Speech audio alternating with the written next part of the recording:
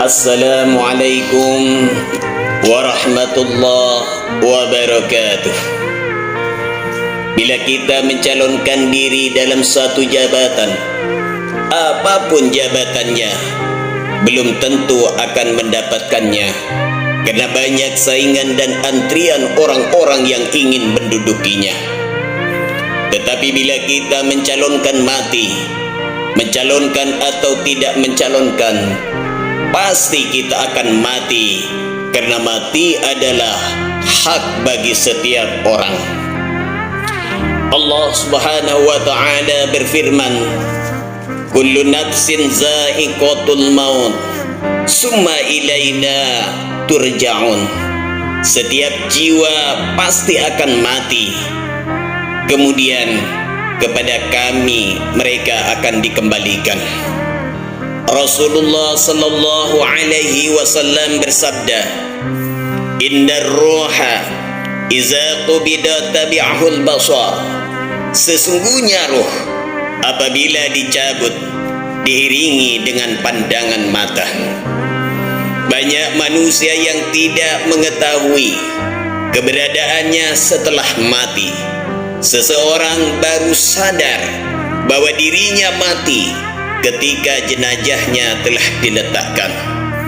Rasulullah sallallahu alaihi wasallam bersabda, "Iza wudi'atil janazah."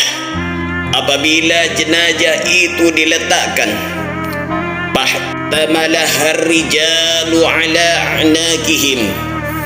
Lalu dibawa para laki-laki ke atas pundak mereka.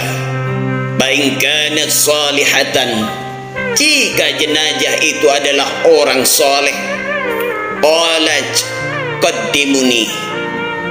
Kemudian berkata kepada orang-orang yang ada di sekitarnya, tolong aku segerakan untuk dimasukkan ke dalam kubur agar segera selesai dihisab. Wa in kanat ghairu salihatin, jika jenazah itu adalah bukan orang soleh, qalat ya walaha. Lalu berkata kepada orang-orang yang berada di sekitarnya, aduh aku celaka. Aina yazhabuna biha, mau dibawa kemana aku ini? Yasma'u sautaha kulla syai'in illa al-insan. Jeritan jenazah itu akan didengar oleh setiap makhluk kecuali manusia. Walau sami'ahal insanu la su'iqa. Seandainya manusia mendengarnya, tentu mereka akan pingsan. Hadis riwayat Bukhari. Setelah selesai dikuburkan, manusia akan dibangkitkan kembali sebagaimana firman Allah, afala ya'lamu idza bu'sira ma fil kubur wa khussila ma fis sudur. Apakah manusia tidak mengetahui ketika mereka dibangkitkan di alam kubur, lalu diperlihatkan apa yang ada di dalam hati mereka ketika mereka hidup di dunia? Menurut Imam Al-Ghazali, pada saat manusia dibangkitkan di alam kubur, bukan hanya ruhnya saja, tetapi dengan jasadnya. Tidak bisa dibayangkan pada saat manusia dibangkitkan, tubuhnya dihimpit oleh tanah, dipenuhi kapas dan dililit kain kafan.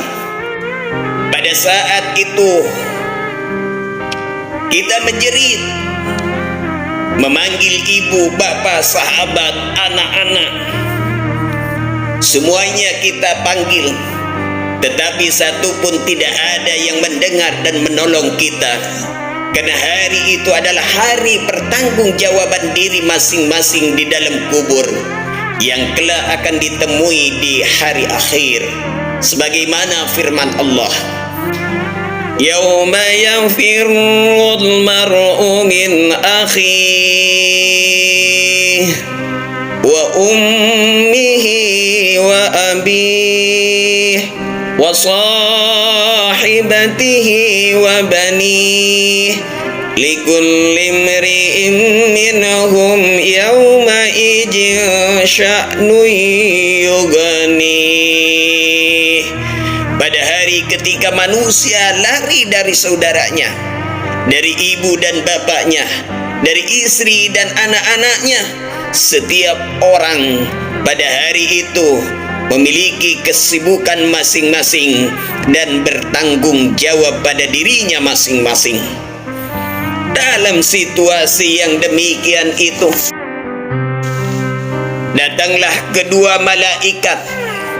Jika jenazah itu adalah orang baik, maka diperlihatkanlah seluruh kebaikannya ketika hidup di dunia. Kemudian dibawa ke suatu tempat yang disebut dengan taman kebahagiaan. Pada taman inilah manusia beristirahat dan mendapatkan kenikmatan di alam kubur. Sebaliknya, jika orang itu tidak soleh, lalu datang dua malaikat, diperlihatkannya seluruh perbuatan-perbuatan buruk dan maksiat. Lalu dibawanya ke suatu tempat yang namanya siksaan kubur, dan di dalam kubur itulah disiksa terus-menerus sampai hari dibangkitkan setelah kiamat. Oleh karena itu, Rasulullah sallallahu alaihi wasallam mengingatkan kepada kita, apabila kita selesai menguburkan jenazah, hendaklah kita berdoa sebagaimana sabdanya, kana Nabi sallallahu alaihi wasallam, adalah Nabi sallallahu alaihi wasallam, iza faragha min dafnil mayyit, apabila telah selesai menguburkan mayit, waqafa alaih, dan berdiri kemudian berdoa, faqala, maka Rasulullah sallallahu alaihi wasallam bersabda, istaghfiru li akhikum, mintakanlah ampun buat saudaramu, wasallu lahu bitasbiti, dan mintalah ketetapan baginya, fa innahul an yus'al, maka sesungguhnya saat ini jenazah sedang ditanya. Hadis riwayat Abu Dawud. Mudah-mudahan kita termasuk orang-orang yang dimudahkan pada saat syakaratul maut, dan dimudahkan pula dihisab di alam kuburnya, serta Allah menempatkan pada kita pada tempat kebahagiaan, yakni surga Jannatun Na'im. Amin ya Allah ya Rabbal Alamin. Wassalamualaikum warahmatullahi wabarakatuh.